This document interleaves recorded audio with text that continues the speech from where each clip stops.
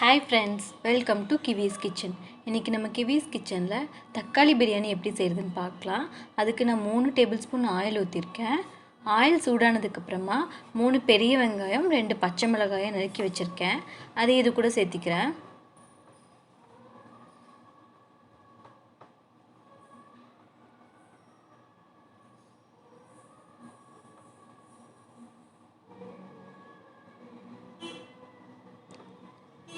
இப்போ இது கூட கருவேப்பிலையும் கொத்தமல்லியும் நறுக்கி எடுத்து வச்சிருக்கேன். அதையும் இது கூட சேர்த்திக்கிறேன்.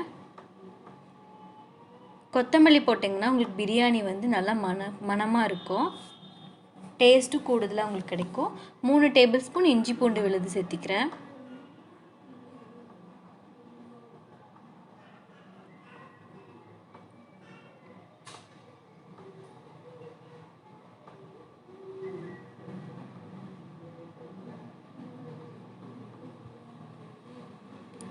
நாலு பழுத்த தக்காளி எடுத்து வச்சுருக்கேன். அதையும் இது கூட சேர்த்திக்கிறேன்.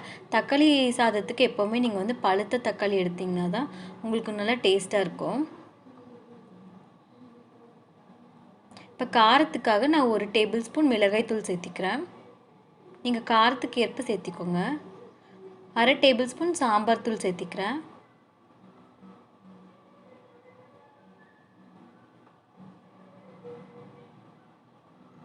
இப்போ இது ஒரு 5 மினிட்ஸ் நல்லா வேக விட்டுடலாம்.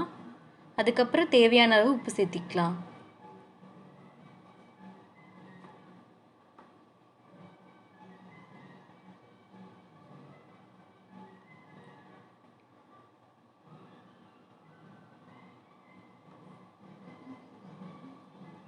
இப்போ நான் 2 டம்ளர் அரிசிக்கு 4 கப் தண்ணி ஊற்றிருக்கேன்.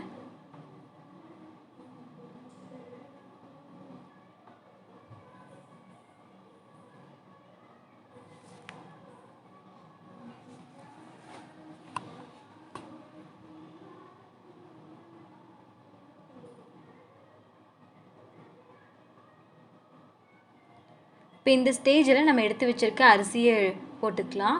அரிசி வந்து நான் ஒரு 1/2 மணி நேரத்துக்கு முன்னாடியே எடுத்து ஊற வச்சுருக்கேன்.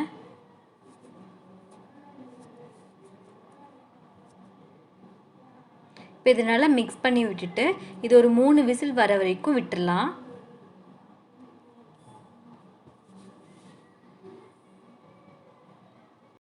இப்போ உங்களுக்கு சுவையான தக்காளி பிரியாணி ரெடி ஆயிடுச்சு. நீங்களும் கண்டிப்பாக இந்த ரெசிபியை உங்கள் வீட்டில் ட்ரை பண்ணி பாருங்கள். இந்த ரெசிபி உங்களுக்கு பிடிச்சிருந்தா கிவிஸ் கிச்சனை சப்ஸ்கிரைப் பண்ணுங்கள், லைக் பண்ணுங்கள், ஷேர் பண்ணுங்கள். தேங்க்யூ ஃபார் வாட்சிங்.